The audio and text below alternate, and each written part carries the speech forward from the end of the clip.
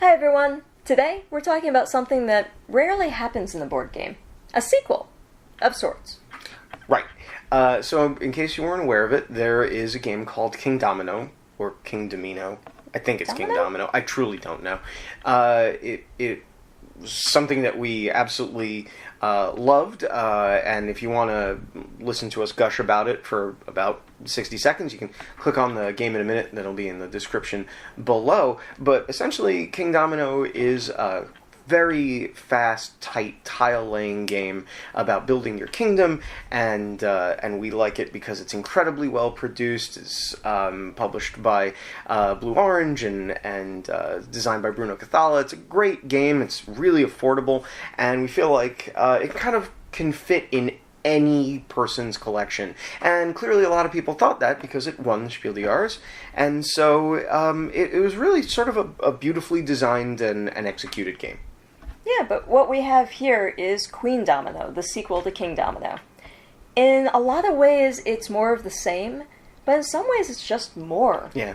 And that's actually kind of divisive between people. Some people thought that the original Kingdomino was so perfect that it didn't need more. Do the embellishments help? Well, let's find out.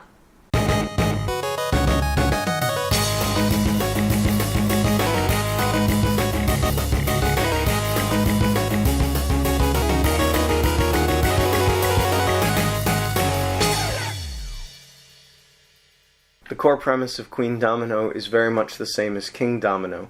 Each turn, players are going to be drafting tiles into their hand, one tile at a time, and then adding those tiles into their kingdom. Tiles are added in order to create contiguous areas of the same types of terrain with lots of crowns in them, because ultimately that's the best way to score points. Your territories are worth the number of spaces in them times the number of crowns in them. It's very crisp and simple on that most basic level, and that is the same between Kingdomino and Queendomino. Where the differences are, where Queendomino sort of comes into its own, is in a few different mechanisms. The first and biggest change is the addition of the construction spaces. These red spaces can be placed in your kingdom the same as any other tile, but the big difference is they never have crowns on them. Instead, for coins, you can buy buildings to be placed over those spaces.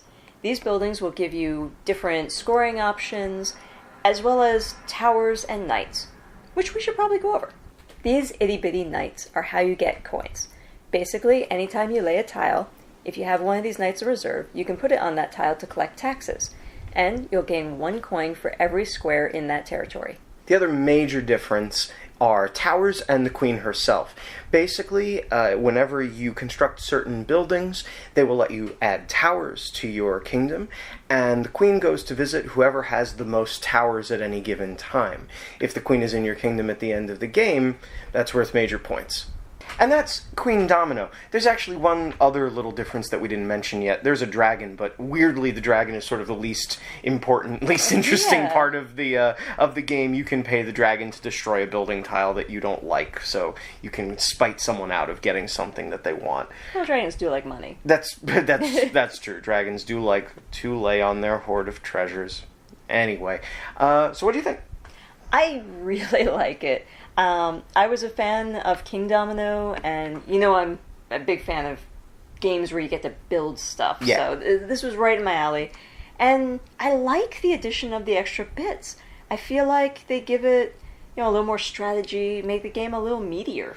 Yeah, and I guess the question has, and I agree with you, incidentally, I really love the original, and I really love Queendomino, and I kind of don't feel like they replace each other, and I'll kind of explain why. But I also feel like the addition of the building tiles adds just a little bit more strategy. Yeah. Like Kingdomino is such a lean game, and it is delicious for its leanness.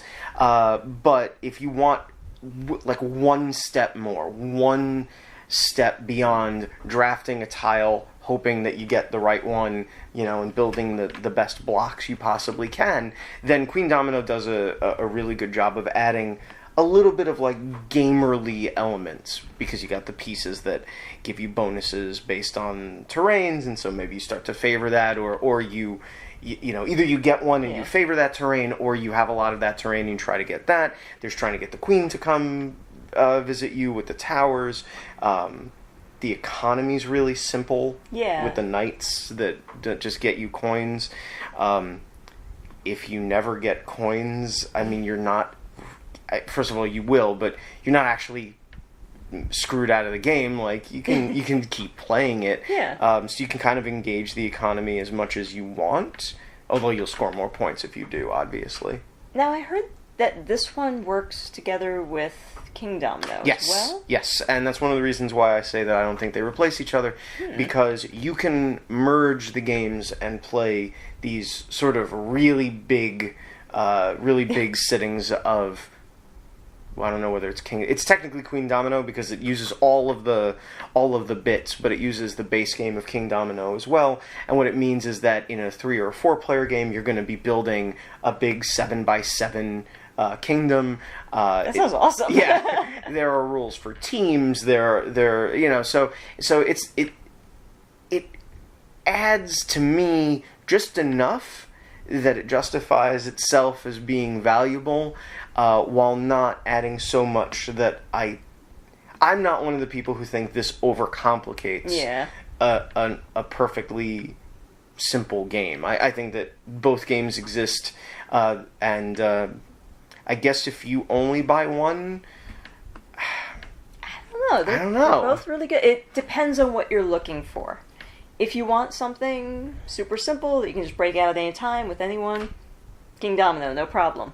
You want something a little more thoughtful? If you want a soup and a salad, you can play Queendomino. In no way, shape, or form does this sort of break into that even medium weight game. This is still a very lightweight game, and I'm convinced that if we had gotten this before we got Kingdomino, we wouldn't be sitting there saying, man, this game it's too many mechanics. If you could just streamline it down, that would be awesome. Like, that would never happen. No. Like, that would never be the conversation. I respect where people come from with the whole, it was a finished thought, does it need more? But it maintains the soul of the game. Yeah, for sure. And I think adds enough that it gets me interested again. Yeah. It adds another layer of depth. Without too much complexity. And isn't that the ideal? I don't know. But on the whole, thumbs up. Yeah, I love it. Yeah, same here. Get Kingdomino, also get Queendomino, and use them to bring people in who might not be so familiar with hobby games, or use them to set up, cool down in between all the ways that one of these lighter games works best. So we absolutely recommend Kingdomino, obviously. And Queendomino. But yeah, I think the Queen is fantastic, and there's absolutely space for her at the table. Awesome. And that's it. Hey, thanks for watching. If you want a few more of our light Game in a Minute reviews, go ahead and click on Kingdomino right here. If you want more of our full-length reviews, a little bit more satisfying in length, go ahead and click on Queendomino over here. And if you want the most satisfying experience of all and subscribe to our channel, click on my face. Just click. Do it.